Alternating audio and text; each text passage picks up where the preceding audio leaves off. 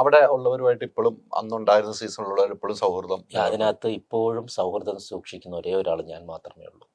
അത് ഞാൻ എവിടെയും പറയാം. കാരണം അതിനുള്ളിൽ നിന്ന് പല സൗഹൃദമെന്ന് വിചാരിച്ചവരും പുറത്ത് വന്നിട്ട് ഒരു സൗഹൃദവുമില്ലാതെ ഇപ്പോഴും മിണ്ടാതെ നടക്കുന്നവരുണ്ട്, അങ്ങോട്ടും ഇങ്ങോട്ടും അടിയായിട്ടും ഒക്കെ. അതിനകത്ത് പക്ഷേ ഭയങ്കര സൗഹൃദം കാണിക്കലായിരുന്നു അവർക്ക്.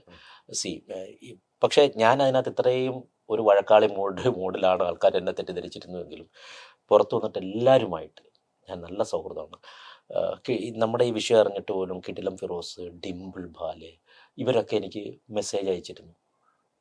അതായത് നമുക്കൊരു സാന്ത്വനമായിട്ട് നമ്മുടെ ഹൃദയത്തിൽ ചേർന്ന് നിന്നിട്ടാണ് കിടിലം ഫിറോസിൻ്റെ മെസ്സേജ് ആയാലും ഡിംപിൾ ബാലിൻ്റെ മെസ്സേജ് ആയാലും. ഇപ്പോൾ ഞാൻ എറണാകുളത്താണ്. ഡിംപിൾ ബാൽ എന്നെ എന്തുമാത്രം ഞാൻ ആലോചിക്കണം, ഭാഗ്യത്തിന് ഡിംപിൾ ബാലിൻ്റെ ഒന്നും പേരെഴുതി വലിച്ചഴിക്കാൻ ഞാൻ കാര്യമായിരുന്നു. കാരണം അവരൊക്കെ എൻ്റെ വളരെ നല്ല സുഹൃത്താണ്. ഡിംപിൾ ബാൽ ഭയങ്കര ഹെൽപ്ഫുള്ളാണ്. കാരണം അവരൊക്കെ എറണാകുളത്ത് തന്നെ ജീവിച്ചതുകൊണ്ട് എറണാകുളത്തെക്കുറിച്ച് അറിയാം. അപ്പം ഞാനിവിടെ അങ്ങനെ അധികം ജീവിക്കാത്ത ഒരാളാണ്. അപ്പോൾ ഇവിടുത്തെ ഓരോ കാര്യങ്ങൾ പറഞ്ഞിരുന്നതിന് ഇന്ന അടുത്ത് പോയി ഡയറക്ടർ ഇതൊക്കെ എനിക്ക് ഡിംപിൾ ബാൽ അത് നല്ലൊരു ഫ്രണ്ടാണ് ഡിംപിൾ ബാലൊക്കെ, മനസ്സിലായി. അപ്പോൾ ഇവരുമായിട്ടെല്ലാം ഞാൻ സൗഹൃദമുണ്ട്. ഞാനത് ഒരാളുമായിട്ടുള്ള ഇപ്പോഴും സൗഹൃദം. അത് എന്നോട് സൗഹൃദം കൂടാൻ ഇഷ്ടമല്ലാത്തത് കൊണ്ടാണ്. എനിക്ക് അവരോട് ഇപ്പോഴും സൗഹൃദം തന്നെയാണ്, ഇഷ്ടം തന്നെയാണ്. അത് ഭാഗ്യലക്ഷ്മി ചേച്ചിയാണ്. അവരെന്തോ തെറ്റിദ്ധാരണയിൽ അല്ലെങ്കിൽ അതൊരു ഗെയിമാണല്ലോ, എൻഡ് ഓഫ് ദി ഡേ അതൊരു ഗെയിം ഷോ ആണ്. അതവർ അത്രത്തോളം അവർ മനസ്സിൽ പേഴ്സണലി എടുത്തത് കൊണ്ടാണ് എന്നോട് അവർക്ക് ഇപ്പോഴും അത്ര താല്പര്യമില്ലാത്തത്. പക്ഷേ എനിക്ക് വിത്ത് റെസ്പെക്റ്റ് എനിക്കിപ്പോഴും അവരെ ഇഷ്ടം തന്നെയാണ്. എനിക്ക് ഒരു ഇതുമില്ല. അത് എൻ്റെ പരാജയമായിരിക്കും അവർക്ക് എന്നെ ഇഷ്ടപ്പെടാതെ പോയത് എന്ന് ഞാൻ കരുതുകയാണ്. തീർച്ചയായിട്ടും നമുക്ക് ചില പരാജയങ്ങളുണ്ടാകാം, അവർക്ക് അവരുടെ പരാജയം ഉണ്ടാകാം. തീർച്ചയായും നമ്മുടെ മനസ്സിലൊന്നും, എനിക്ക് ഫിറോസിന് ഇത്ര നേരം സംസാരിച്ചതെന്ന് മനസ്സിലായ ഫിറോസിന്റെ മനസ്സിലൊന്നുമില്ല ഒരാളെ വൈരാഗ്യബുദ്ധിയോടുകൂടി നേരിടുന്ന ഒരാളായിട്ട് എനിക്ക് തോന്നിയിട്ടില്ല ഒരിക്കലും. ഈ സമയം വരെ സംസാരിച്ചപ്പോൾ ഫിറോസിനെ എനിക്ക് ഇത്രയും സമയം ഇരുന്ന് സംസാരിക്കപ്പോഴാണ് നമ്മൾ.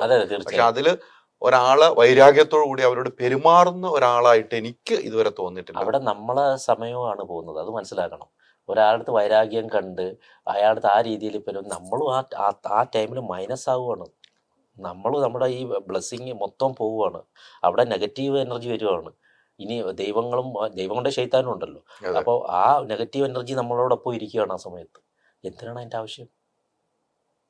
പുതിയ പ്രോജക്റ്റ് ഇപ്പം ഒമർ ലുലുവിൻ്റെ ഒരു സിനിമ പറഞ്ഞിട്ടുണ്ട്, bad boys arts and sports club എന്ന് പറഞ്ഞിട്ട്. അതിൻ്റെ നല്ലൊരു ക്യാരക്ടർ പറഞ്ഞിട്ടുണ്ട്.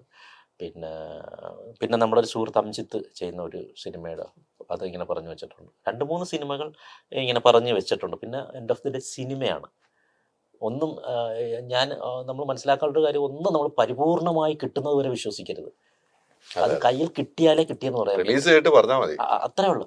പ്രത്യേകിച്ച് സിനിമ റിലീസ് ആയതിന് ശേഷം. കാരണം ഇതിനകത്ത് ഞാൻ അഭിനയിച്ചാൽ പോലും പിന്നെ എഡിറ്റിംഗ് എന്നൊക്കെ പറഞ്ഞ പല ഘട്ടങ്ങളുണ്ട്. അതുകൊണ്ട് റിലീസ് എങ്കിലും ചോദിച്ചപ്പോൾ നമുക്ക് പറയണമല്ലോ, ഇങ്ങനെയുള്ള 2-3 സിനിമകളുടെ ഭാഗമായി ഇവരൊക്കെ എനിക്ക് അവസരങ്ങൾ അതിലിങ്ങനെ പറഞ്ഞിട്ടുണ്ട്.